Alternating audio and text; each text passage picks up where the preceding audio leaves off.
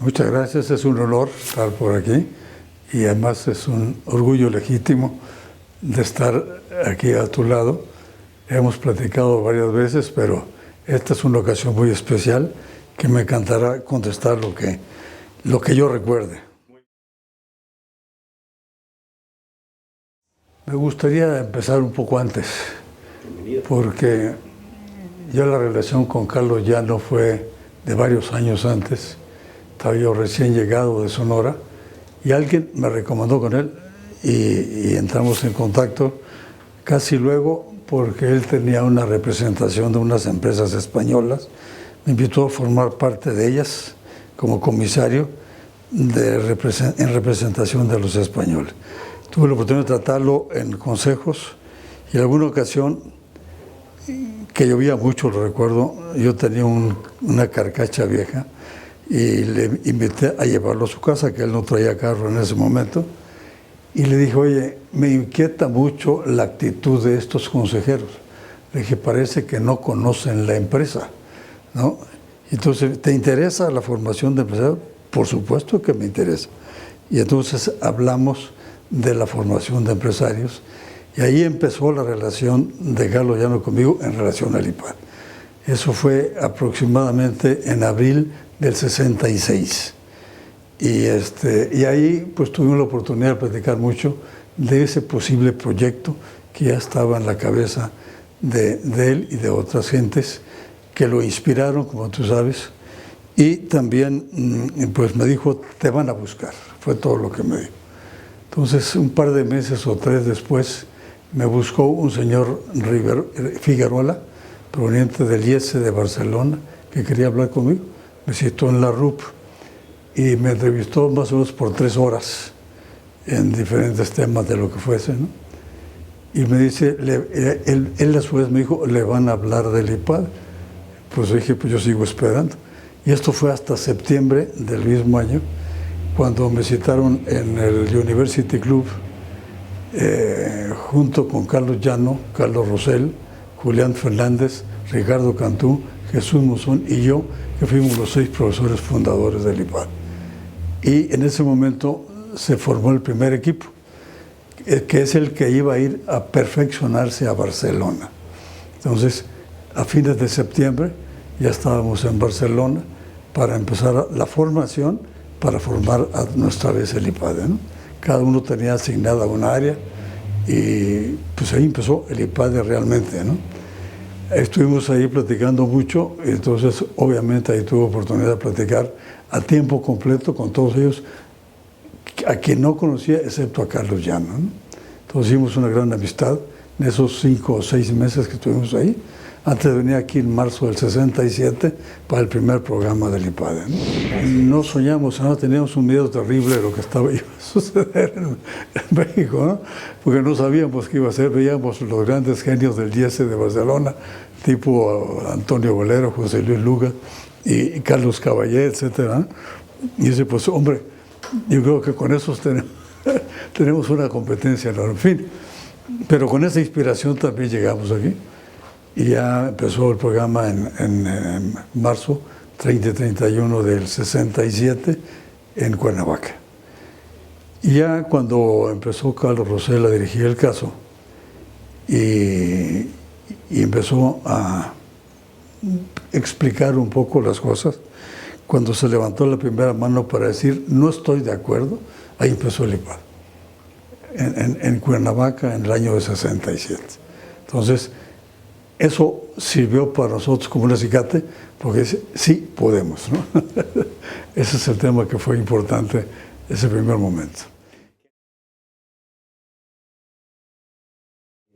Primera vez que yo oí hablar a un señor Antonio Valero, cuando hizo la presentación del programa de alta dirección del IESE, que se llamaba PADE, si no recuerdo mal, y hablar con esa fluidez y con ese conocimiento tan profundo que tenía durante 4 horas, en una exposición completa de lo que sería el programa PADE del IESE, ¿no?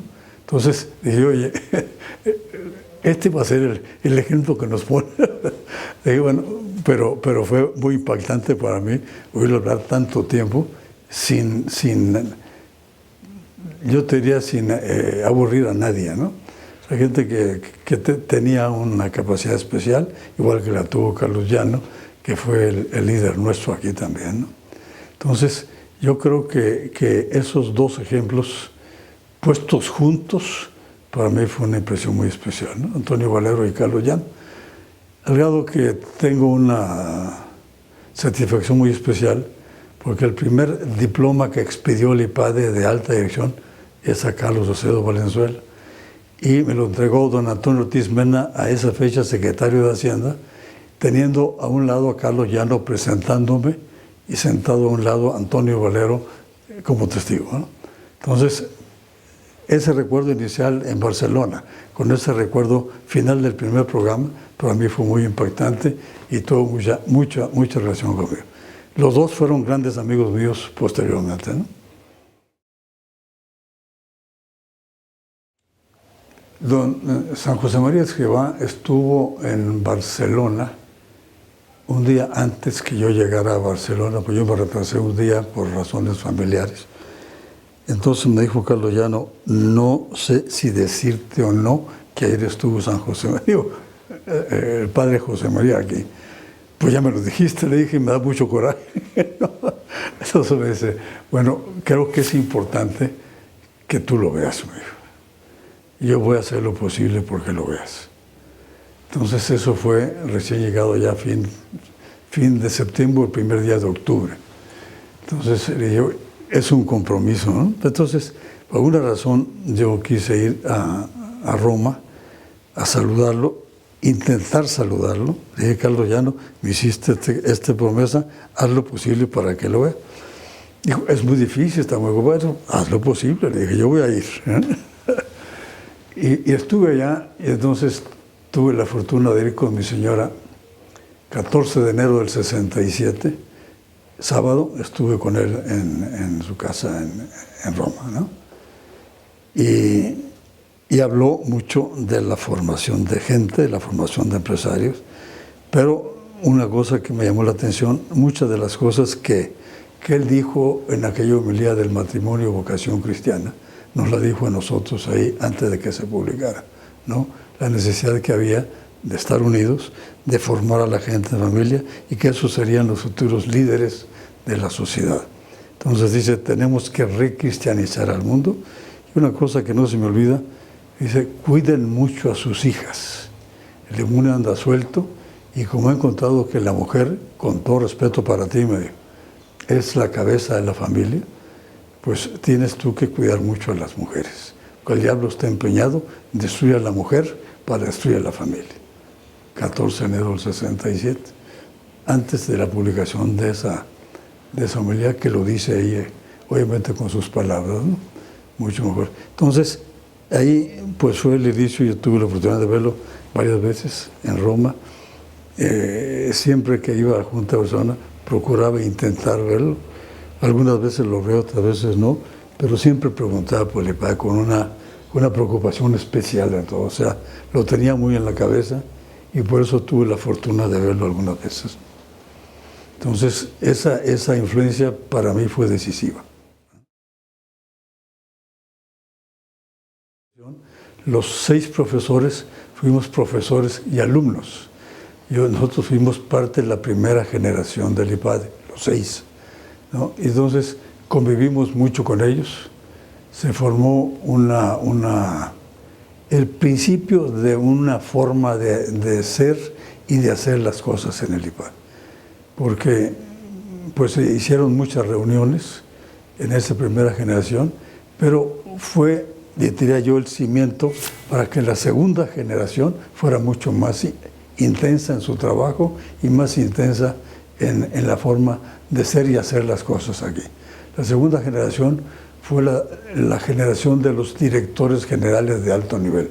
La primera fue de los dueños prácticamente, la segunda fue de los directores generales. Entonces, la primera sirvió de base para impulsar la segunda, que fue formidable. Porque digo, para mí fue un honor estar junto a esos grandes directores de empresas de México.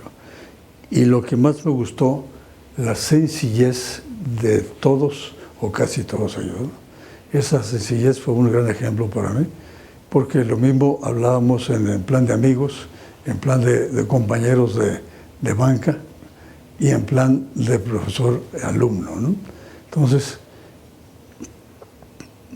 por ejemplo, una frase que me acuerdo, un alumno de la segunda generación dijo de un profesor de IPADE, dice, no se te vaya a aplicar a ti lo que yo pienso de fulano, ¿no? Dice, que no se duerme ni él por el ruido que hace con el gis. Todo ese tipo de anécdotas, hay muchas, ¿no? De bromas que se hacían, ese lo decía él, obviamente en persona también, ¿no? Entonces, esa relación fue de amistad, de una gran amistad que se generó. Y una amistad que en algunos casos, en mi caso, pues ha durado hasta la fecha, ¿no? Por ejemplo, pues Manuel Senderos fue amigo mío, uno de los que están aquí, fue amigo mío mucho tiempo, estuve en su casa varias veces en plan de amigo. Luego después resultó que una sobrina suya, pues es la esposa de Pablo, ¿no? Mi hijo. Entonces ya había una relación mucho más fácil también, ¿no? Entonces, y luego Manuel Mestre, que fue de la primera generación, fue el papá de la esposa de Pablo. Entonces ya había una relación que hasta la fecha se mantiene. Todos ellos, pues yo los veo y son amigos míos hasta la fecha, ¿no?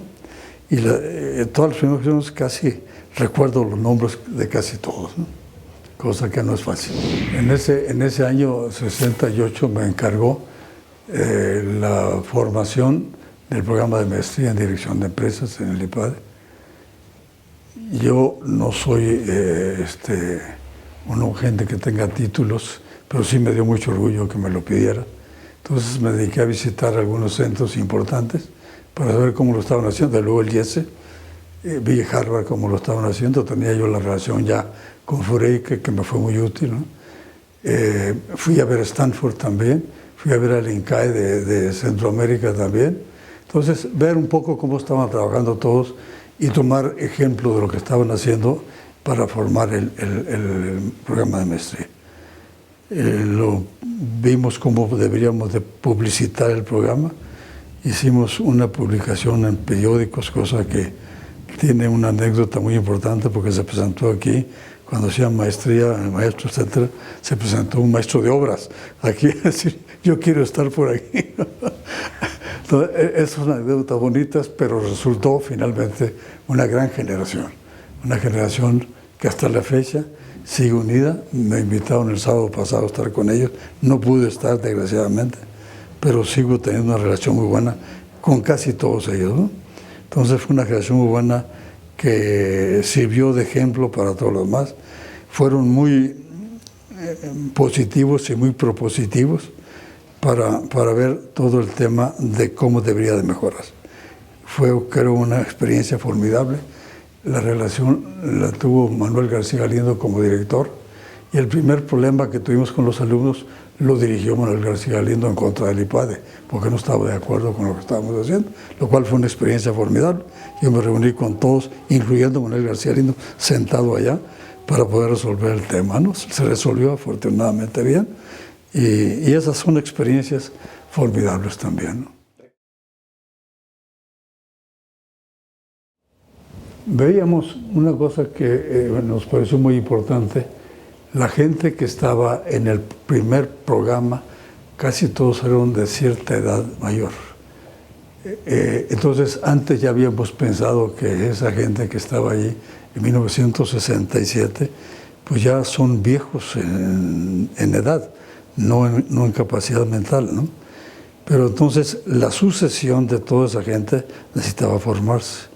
Y toda esa gente que tenía que formarse, teníamos que formarla nosotros, según nuestra impresión, ¿no? Entonces pensábamos que sería un servicio a la comunidad empresarial tener una serie de gentes que pudieran ser sus apoyos para crecer en las empresas. Y ese fue el impulso que queríamos darle a esas empresas que nos patrocinaron desde el principio, con gente bien preparada, bien formada para desarrollar más y mejores empresas. Pues también los mismos directores generales sugirieron que debíamos pensar en las gentes que trabajaban con ellos. Dice, no nos entendemos, porque dice, nosotros ya hablamos un idioma distinto a ellos, necesitamos que nos formen también a la gente que está con nosotros. Y de ahí, a lo mejor de ahí también surgió lo del MEDE, ¿no? O sea, formar toda la gente más abajo, más joven, más intensamente, para que les apoyaran también. Entonces formamos el programa de UNO, primero aquí en México, después en Monterrey, después en Guadalajara y en todos lados, ¿no?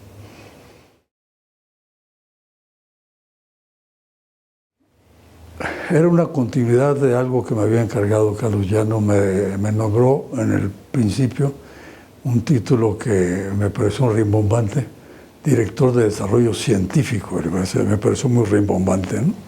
Entonces, yo, bueno, lo primero que tenemos que hacer es formar gente, ¿no? Traer gente mejor que nosotros que venga a estar aquí, a apoyarnos a hacerlo y seguramente a sustituirnos, como ha venido sucediendo, ¿no? Entonces, el primer reto es, bueno, ¿cómo formamos más a la gente?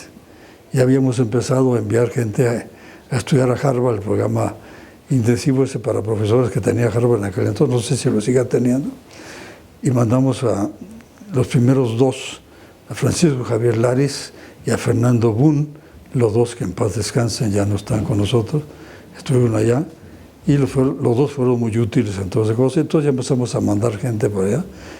La formación de gentes para nosotros era fundamental. Formamos a lo que teníamos, no teníamos más, pero siempre soñábamos con gente que tuviese por lo menos maestría, idealmente doctorado, que tú lo estás haciendo admirablemente bien. Entonces yo creo que ese sueño lo teníamos claramente, ¿no? Y luego también el hecho de dividir el tiempo de profesores en sus 4 áreas principales, que era la práctica profesional, que sería dentro del IPADE como un trabajo administrativo y con consultoría. Y también dentro del IPADE, pues la labor de investigación y la labor de docencia. El área académica y el área empresarial, pues que se tuviera un poco de rigidez en que la gente se dedicara a las 4 cosas. Costó mucho trabajo, porque mucha gente le gusta mucho enseñar y le importa un pito el aspecto empresarial. Y mucha gente le gusta mucho el trabajo empresarial y descuida el aspecto de investigación y de enseñanza. Entonces, ensamblar las 4 cosas en el cuerpo de profesores costó trabajo y fuimos manejándolo para que saliera adelante, ¿no? Ese fue quizá el principal reto. Y luego, obviamente, el aspecto de crecimiento y de promoción. Cuando yo le propuse a Carlos que debíamos de salir de la Ciudad de México, me dijo, no estás loco, ¿no? Dije, mira, yo creo que debemos salir, porque si no nos quedamos aquí en un instituto muy bueno, pero muy pequeño. Necesitamos crecer a nivel nacional.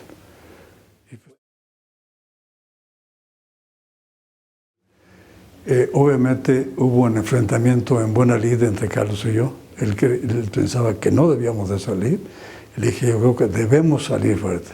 Entonces, entre los dos nos vamos a un árbitro. Y el árbitro fue Gastón Azcárraga, ¿no?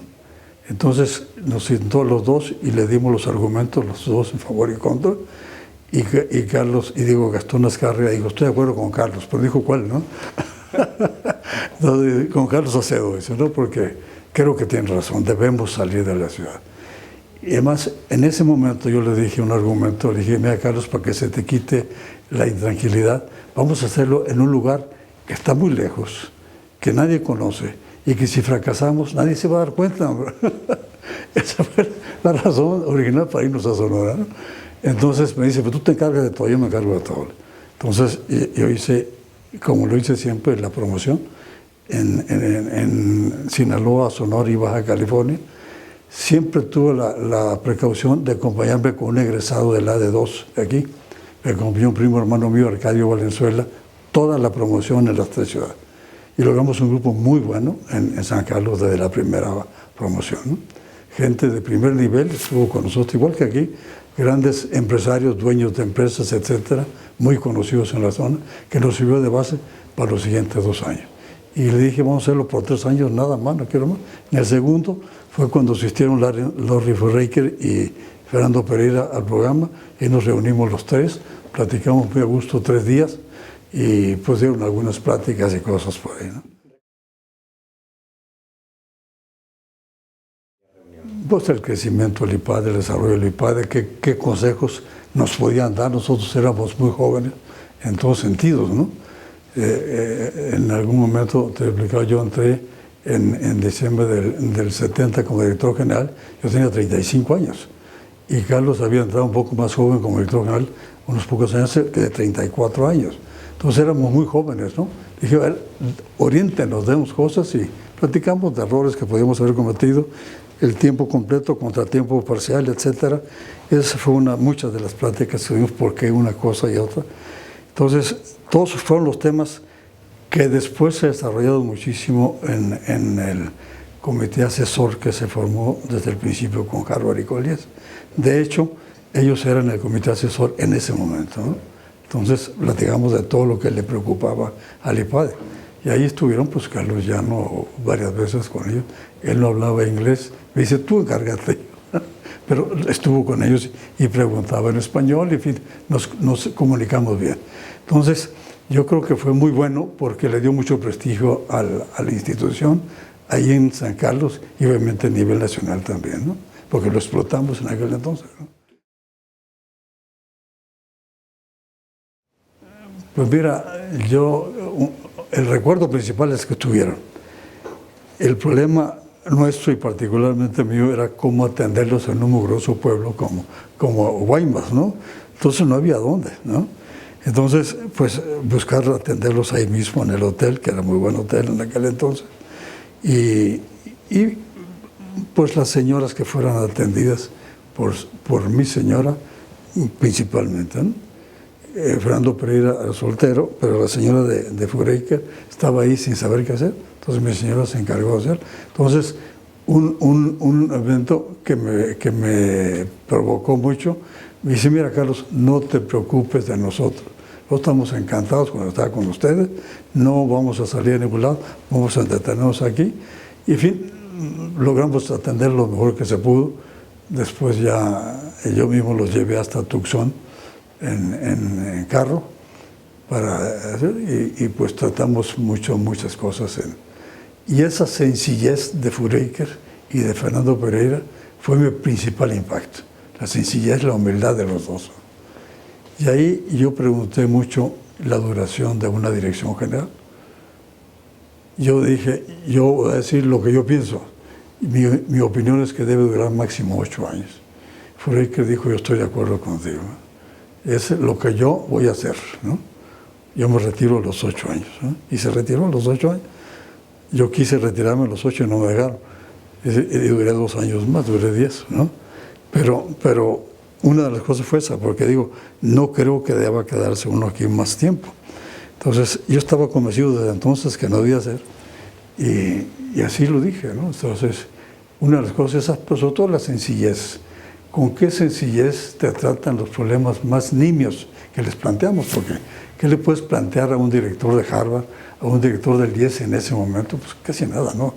Simplemente preguntar de las dudas y de cómo resolver errores y resolver problemas que para ellos eran pan comido de mucho tiempo atrás, ¿no? El financiamiento, cómo podía hacerse, etcétera, etcétera, cómo desarrollar a la gente, en fin, un poco los niveles básicos de preocupación de un director del IPADE.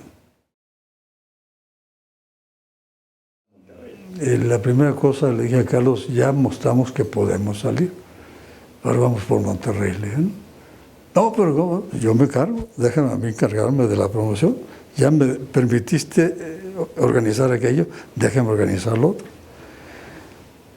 Ahora, ¿no? Entonces hice la misma fórmula que utilicé en Noroeste. Le pedí a un ex AD2 muy brillante, con mucho prestigio en aquel entonces, que se llamaba, o se llama, todavía no lo sé, Andrés Marcelo Sada, con mucho prestigio a nivel empresarial en todo el país, ¿no? Le dije, Andrés Marcelo, necesito tu ayuda. Sin tu ayuda no voy a poder lograr lo que queremos hacer en Monterrey. Quiero conquistar Monterrey para el IPADE. Y me dice, órale, te ayudo en todo. Bueno, pues vamos a trabajar. Yo fui semana con semana durante todo el año 76 bueno, desde enero hasta que se inauguró el programa, semana con semana a hacer promoción allá con Andrés Marcelo. Un día o día y medio completos cada semana hasta lograr llenar el grupo con los mejores gentes que tú tienes la lista por ahí. Y la fórmula fue la misma, acompañarme de alguien que tenía prestigio y le dije, con un favor más, te inscribes en el programa, ¿no? Y sí se inscribió en el programa, ¿no? Casi nunca asistió, pero se inscribió en el programa y fue magnífico, ¿no? Entonces, con eso jalamos a la mejor gente que había en Monterrey, con excepción de Eugenio Garza Lagüera, que no se quiso inscribir, porque él me propuso que hiciéramos el programa juntos. Le dije, no. Le dije, pues si no lo haces conmigo vas a fracasar. Pues no lo voy a hacer contigo y no voy a fracasar, ¿no? Entonces, no se inscribió y logramos hacer, y me hizo un programa paralelo, asociado con Stanford, ¿no? Su programa fracasó, el mío no fracasó en aquel entonces, ¿no? Entonces, ese fue muy bueno, y entonces eso ya nos dio una seguridad. Oye, podemos con todo, ya estamos en Monterrey con las mejores gentes, la gente está muy contentas. Pues digo, vamos después con Guadalajara. Yo pensé que era el siguiente año, no 2 años después. Y ahí me asocié en Guadalajara, antes que lo preguntes, con Carlos Gutiérrez Nieto. Él me acompañó a todas las entrevistas que tuvimos en Guadalajara, todas. Pues esa es la fórmula que me funcionó de Sonora, pues la aproveché en Monterrey y la aproveché en Guadalajara.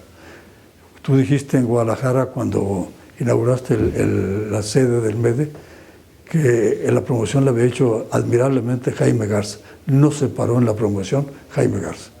Hicimos Carlos Gutiérrez y yo completa, ¿no? Y después mandamos a Jaime Garza a que administrara el programa.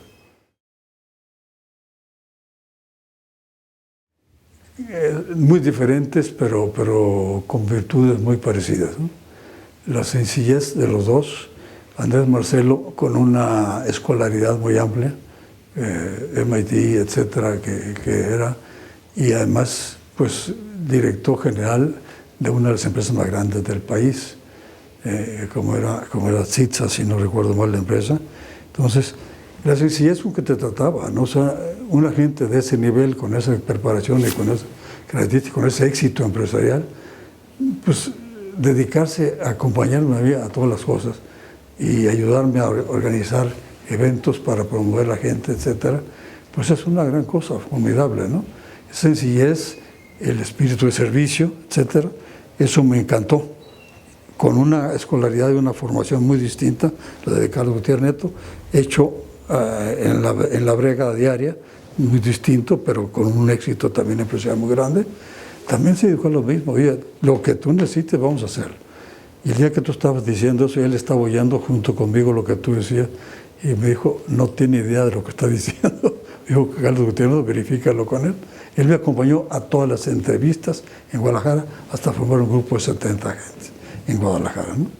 Entonces, sí es importante la participación de los dos con ese enorme afán de servicio que tienen. Es un afán de servicio común a los dos, una gestión empresarial muy buena. Carlos Gutiérrez Nieto, venido de abajo arriba solo, el otro pues ya tenía una empresa formada, pero la desarrolló admirablemente, pero los dos con esas cualidades muy grandes, ¿no? Acaba de pasar la muerte de un Eugenio Garza Sada, que se le achacó en Monterrey al presidente Echeverría porque se le oponía en todo. No creo que haya sido tan torpe, ¿no? Pero sí la forma de pensar de Echeverría y de su equipo pues era totalmente de izquierda, contra todo lo derecho. Yo recuerdo como una vez, entre los participantes de los primeros años, estaba un cuño de Echeverría, que fue el director del Hospital para Niños, aquel que está en Periférico de Insurgentes. En aquel entonces se llamaba de otra manera, pero quien dirigía era él, pero quien era la presidenta era la esposa del presidente. Entonces me hizo un favor de invitarme a acompañar a una sesión X, ¿verdad? Públicamente me dijo la señora, dice, quiero que venga para que aprenda cómo se hacen las cosas bien hechas, ¿no? Públicamente, ¿no? Entonces, ese era el ambiente político en contra de la empresa privada en general, ¿no? Pues la cosa principal era que decía el presidente Echeverría que el gobierno tenía que generar riqueza. Y nosotros decíamos que la única forma de generar riqueza era haciendo mejores empresas. Y ese fue el principal debate. O sea, el gobierno no produce empresas. Al grado que él nombró y formó un Fondo Nacional de Fomento Ejidal, FONAFE, que tuvo mucho éxito, tenía. Y me acuerdo que el director general lo convencimos que viniera a tomar la de dos. Me hizo favor de invitarme a una sesión ahí en el FONAFE una vez y dice, esta es la riqueza que estamos creando. No, le dije, estás destruyendo la riqueza, le dije, ¿no? Porque ya tenía cierta confianza con él. Entonces estás destruyendo la riqueza, le dije, y te garantizo que lo que tú estás haciendo es perdiendo mucho dinero en esas empresas. A ver, demuéstramelo. Entonces me quise meter un poco en ello, le demostré que todas las empresas que tenía estaban perdiendo dinero. Y entonces le dije, lo que tienes que hacer es cerrar el FONAFE, no sirve para nada. Obviamente se enojó conmigo, dejó de venir, pero ese era el gran debate, que el gobierno debía de generar riqueza y que la empresa privada era, como tú lo llamas, un cáncer social. Y que era la explotación del trabajador, y que era esto, que era lo otro. El ambiente entonces era terrible en contra de la empresa privada con el presidente Echeverría. Entró López Portillo en esos mismos 70s y de alguna forma disminuyó la presión. Entonces, pues lo invitamos al IPADE. Empezamos al IPADE y fue el primer presidente que vino.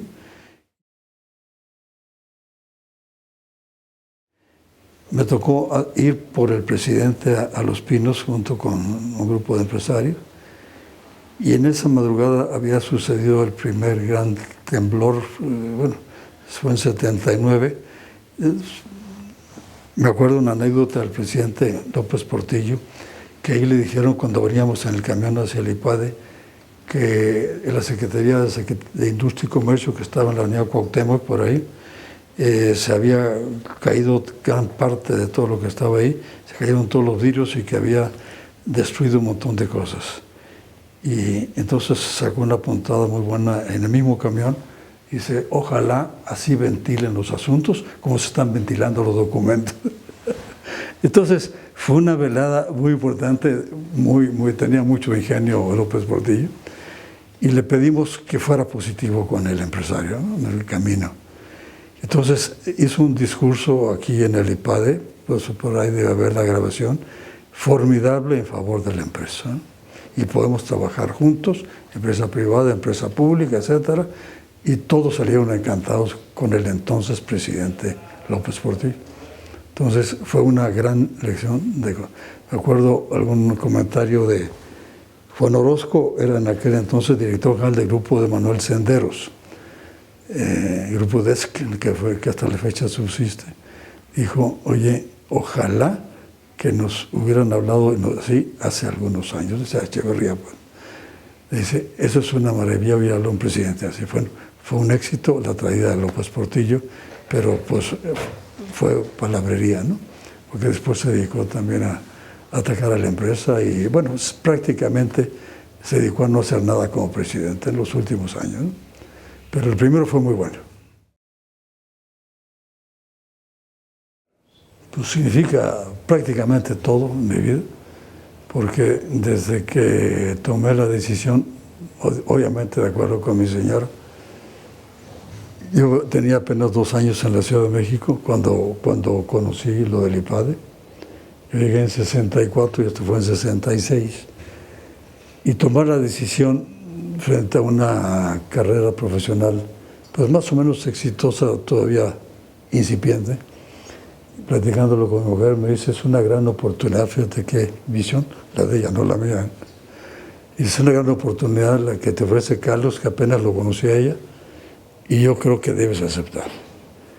Entonces, desde ese momento que acepté, pues ha sido pues toda mi vida el IPADE, porque desde que estuve aquí, me acuerdo siendo director general, yo en 77, me pidió Rubén Aguilar, director general de Banamex, que había sido alumno aquí, quiero que seas el presidente del Consejo de Papel San Rafael de Nexus, una empresa totalmente en quiebra.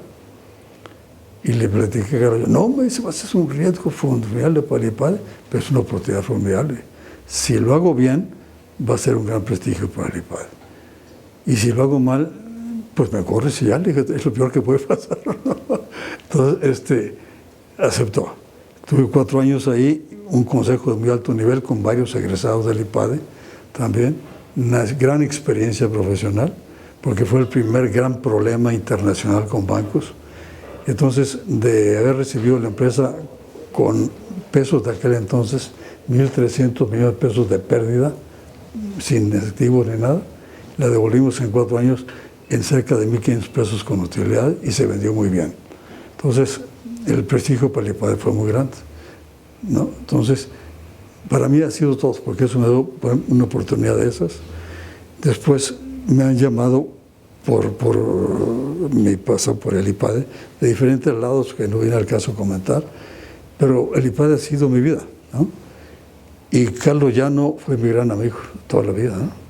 Después de dejar la dirección se enojó conmigo porque me fui y me dejó de hablar un tiempecito y después me llamó y seguimos siendo grandes amigos. Algo que en algún libro que tengo por ahí dedicó al mejor amigo que he tenido.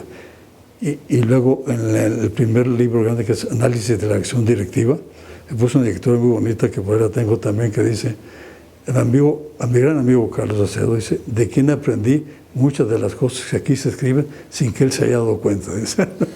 Entonces, de ese tipo de cosas solamente Carlos ya las escribía, o sea, con su grandeza, pues te pone cosas de esas que te hacen sentir importante, ¿no?